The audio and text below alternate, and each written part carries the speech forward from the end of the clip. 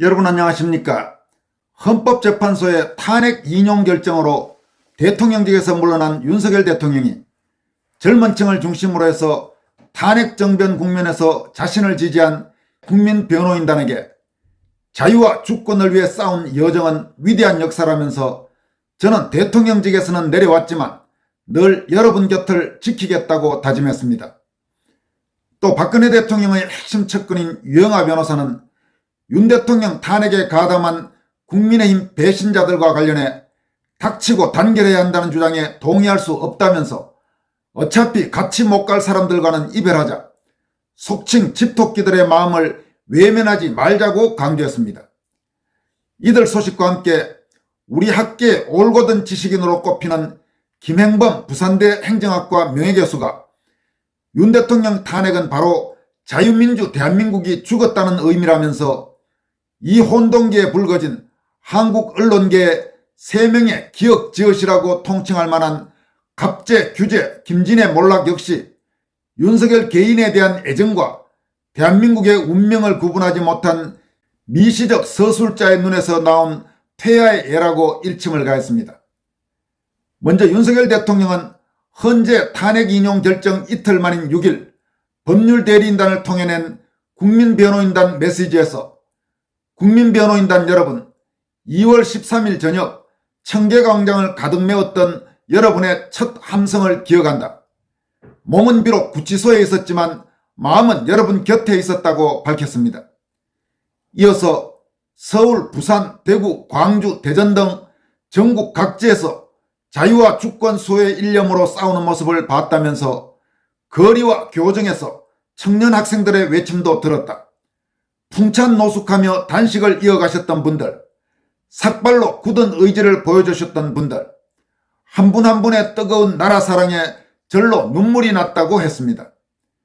그는 또 여러분의 지지와 성원에 깊이 감사드린다면서 그리고 죄송하고 안타까운 마음이라고 덧붙였습니다. 그러면서 나라의 엄중한 위기 상황을 깨닫고 자유와 주권 수호를 위해 싸운 여러분의 여정은 대한민국의 위대한 역사로 기록될 것이라고 격려했습니다. 윤 대통령은 청년 여러분, 이 나라와 미래의 주인공은 바로 여러분이다. 오늘의 현실이 힘들어도 결코 좌절하지 말아달라. 자신감과 용기를 가져라. 청년 여러분께서 용기를 잃지 않는 한 우리의 미래는 밝은 것이라고 강조했습니다. 윤 대통령은 마지막으로 저는 대통령직에서는 내려왔지만 늘 여러분 곁을 지키겠다면서 힘냅시다. 감사합니다. 2025년 4월 6일 윤석열 드림이라고 밝혔습니다.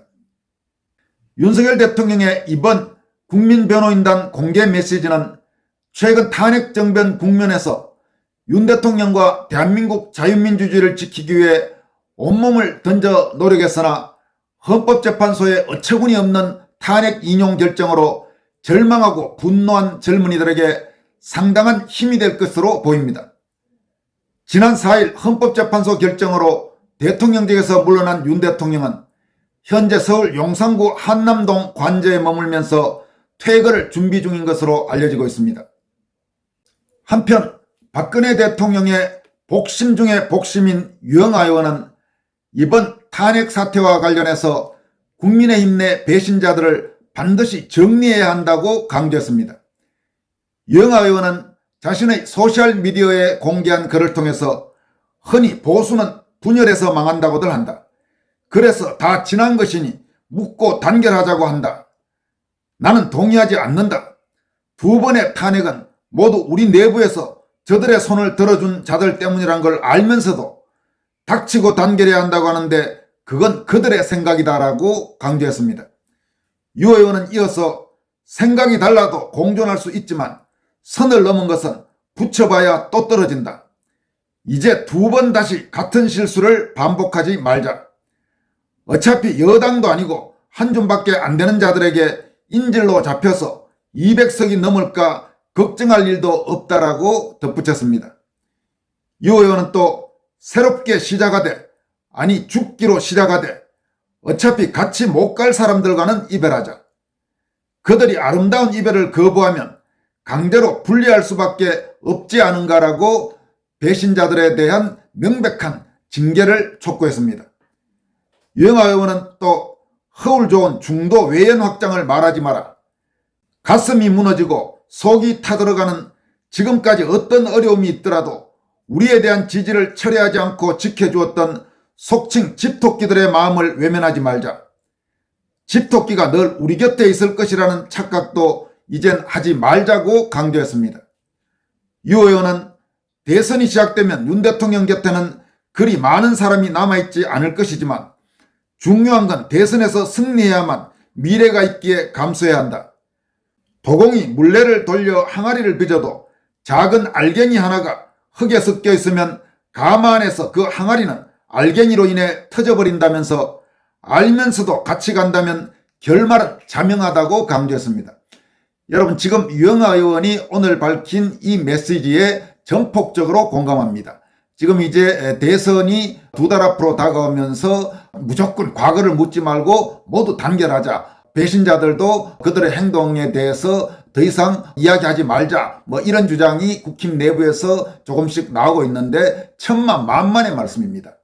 한동훈이 공천해서 울산에서 당선된 김상욱 같은 경우 지금까지 말하고 있는 행태를 보십시오. 어떤 행태를 보였는지.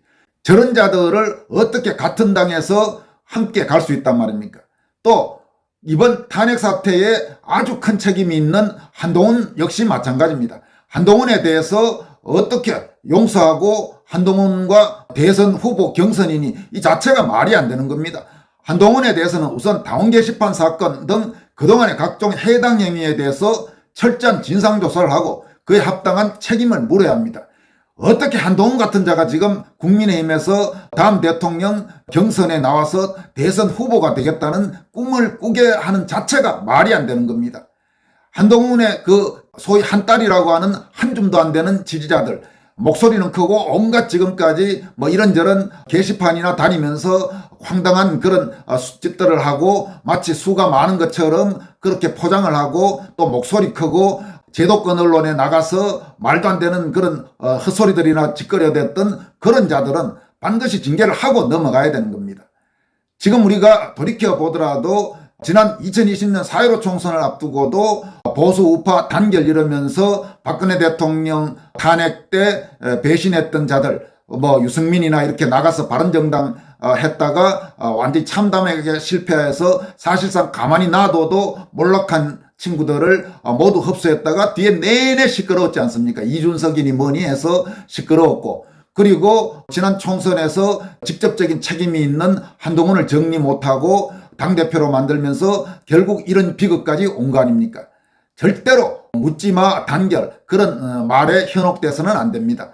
어차피 그 몇 안 되는 친구들 잘라내봐야 선거에서 크게 영향을 미치지도 않습니다. 사람들이 그 몇 명 있으면 선거에 도움이 된다고 생각하는데 선거에 도움이 되기는커녕 결정적인 순간마다 이렇게 등에 칼을 꽂고 배신하고 이런 짓들을 계속하게 되는 겁니다.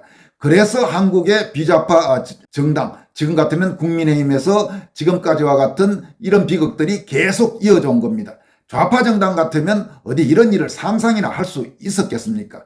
그런 점에서 박근혜 대통령의 핵심 척건이라고 할 수 있는 유영아 의원이 분명히 국힘 내 배신자들과의 단절을 확실하게 강조하고 나선 것은 국민의힘 내부에서 충분히 경청하고 필요한 조치를 취할 필요가 있어 보입니다. 또 부산대 행정학과 김행범 명예교수는 이번 탄핵 사태 후 탄핵이 지니고 있는 엄중한 위험성을 강조하면서 이번 탄핵 정변 과정에서 좌익들과 같은 목소리를 내면서 윤석열 대통령을 쫓아내야 한다고 주장한 소위 보수의 일부 세력들이 얼마나 오판을 하고 있는지를 통렬히 지적했습니다. 김행범 명예교수는 다음과 같이 강조하고 있습니다. 반도의 보수라는 사람들, 지금은 애곡과 비탄, 분노, 그리고 충분히 절망할 때이것만 이런저런 세평을 들고 나오고 이 와중에 금방 새정치 투자처를 제시하고 기존의 한평무리를 비난하는 줄거를 참 빨리 제작해낸다. 바른 희망은 족한 슬픔과 분노 없이는 생산되지 않는다. 탄핵의 뜻을 아직도 전혀 모르는 듯하다. 네가 죽고 내가 죽었다는 사적 국면보다 더 끔찍한 바로 자유민주 대한민국이 죽었다는 걸 모른다. 긴급군을 통하지 않으면 치유할 수 없을 정도로 좌파가 장악한 나라. 더 절망적인 것은 이걸 바로 판정해 줘야 할 사법부 및 헌법재판소가 이미 좌파의 점령지가 되어 있음만 선명히 확인되었다. 좌파의 비행을 좌파 판관에게 고발하는 헛된 체제가 되었다는 것. 자유민주제를 보호하는 장치가 없어졌고 주권이 빨간 옷 입은 몇몇의 독단적 편파로 농단될 수 있고 사형집행인이 누구인지 짐작하기 어렵게 만드는 잔꾀로 법관이 만장일치를 도모하는 체제가 되었다는 것. 가칭 보수들이여, 그대들은 윤석열 한 개인의 부침과는 전혀 상관없는 이 포인트를 모른다. 이 혼돈기에 불거진 한국 언론계의 3기억 지역, 그러면서 김 교수는 이 3기억 지역 안에 괄호를 해서 이 자음의 원어는 당신들의 조어에 달려있다, 이런 의미심장한 표현을 추가했습니다. 기억, 지역, 뭐라고 할 수 있을까요? 뭐 이렇게 생각나는 하나의 표현이 있습니다만은 입으로 꺼내기는 좀 그렇습니다. 앞에 기억은 도구 정도로도 할 수 있겠네요. 여러분들이 상상해 보시기 바랍니다. 한국 언론계의 3기억 지엇이라고 통칭할 만한 갑제, 규제, 김진애 몰락 역시 윤석열 개인에 대한 애정과 대한민국의 운명을 구분하지 못한 미시적 서술자의 눈에서 나온 폐하. 한국에서 제도로서의 민주제가 몰락한 것, 자유민주공화국이 소위 민주화 세력 공화국이 되었다는 역사적 포인트란 점을 모른다. 그러면서 김행범 명예교수는 다음과 같이 이거를 마무리하고 있습니다. 식스센스라는 영화처럼 죽은 자들이 자신이 죽은 줄 모르고 딴에는 새 정치인물과 새 처세 투자처를 찾고 있다. 서방 죽은 날 당장 재혼할 상대 찾는 까투리 같은 반도 보수의 경박함. 지금은 새 투자처를 찾을 때가 아니라 충분히 절망하고 애곡할 때. 어느 이방인이 지금 한국에 에우리피데스의 트로이어인들이 실현되었다고 보고하도록, 어미도 이렇게 잃어봤고 아비도 같은 식으로 잃고도 내일 이야기를 쉽고도 급히 꺼내는 특별한 종족들. 오늘에 통분하는 능력이 없이 임기응변으로 내일에만 대처하다 이제는 내 자녀를 그렇게 잃을 것이다. 당신들에겐 3일장만큼의 애곡도 분노도 없나, 이렇게 밝혔습니다. 김행범 명예교수가 이거를 올린 것이 윤석열 대통령 탄핵 심판 결정이 내려진 날입니다. 그리고 오늘이 그날로부터 바로 사흘째입니다. 김 교수는 헌재 결정 직후부터 이 사태의 심각성에 대해서 말하기보다는 다음 대선을 이야기하는 사람들에 대해서 따끔하게 일침을 가고, 그러면서 이번 탄핵정변 과정에서 좌익의 부안해동에서 윤 대통령을 쫓아내야 한다고 길길이 날뛰었던 소위 보수, 자칭 보수 일부 인사들에 대해서 따끔하게 일침을 가한 것이라고 볼 수 있습니다. 지금까지 권순할TV였습니다. 여러분 고맙습니다.